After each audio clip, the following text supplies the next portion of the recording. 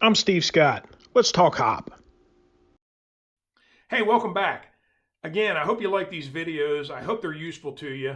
If you'd like to learn more about anything we talk about here, feel free to contact me. My contact info is in the description, and it's also at the end of the clip. I'd love to hear from you. I want to talk today a little bit more about context. Now, when I was talking earlier about the human performance principles, I talked about principle number 4, context influences behavior. And I like to describe context using the quote, people do what they do at the time they do it for reasons that make sense to them at the time. The reasons that that act made sense to that person at that time is the context that influenced that person's behavior, right? That's what we're describing. So, usually, when we're talking about understanding how context influences behavior, we're usually thinking about how it influenced an undesired behavior, right? We're looking at an incident or an event and we're trying to understand why that person did what they did, that thing they did being undesirable. So, here's the question for you. Rather than wait till after an event and try to understand the context that influenced an undesired behavior, can we as leaders create context for our workers that influences desired behavior? Now, I believe we can. And so the next question is, how do we do that? And I think there's a couple different ways. And the all too common way that we try to influence or create context that influences desired behavior is by playing safety cop.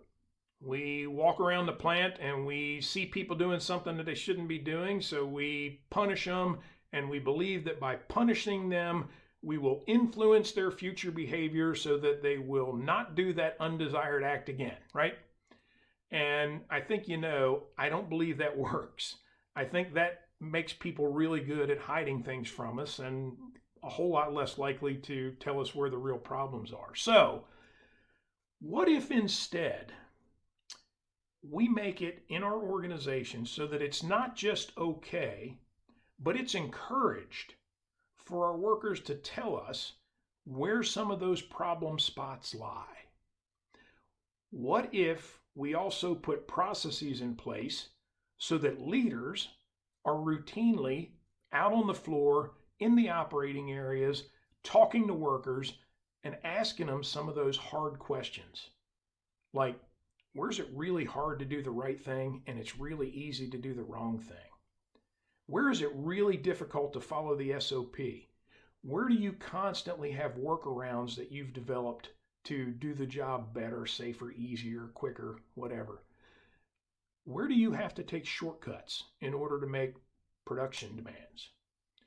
What's a task that's really, really hard for someone to learn?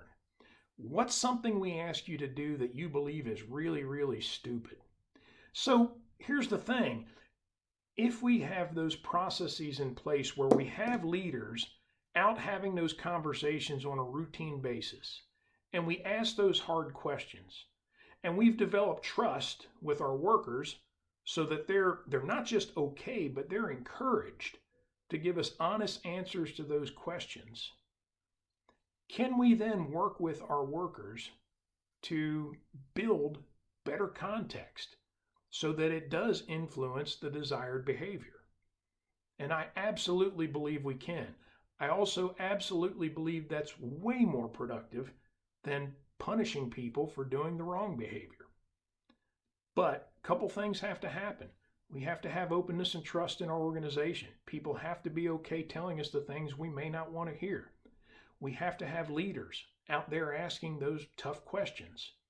And then we have to be prepared to do something about it. We have to be prepared to work with our people to try to build that context that'll drive or that'll influence the right behavior. I think that's a great recipe for how we can create better context for our workforce. Context influences behavior. As leaders, we can create good context for our workers. Hey, I hope this helps. If you'd like to learn more, here's my contact information. I'd love to hear from you. Thanks.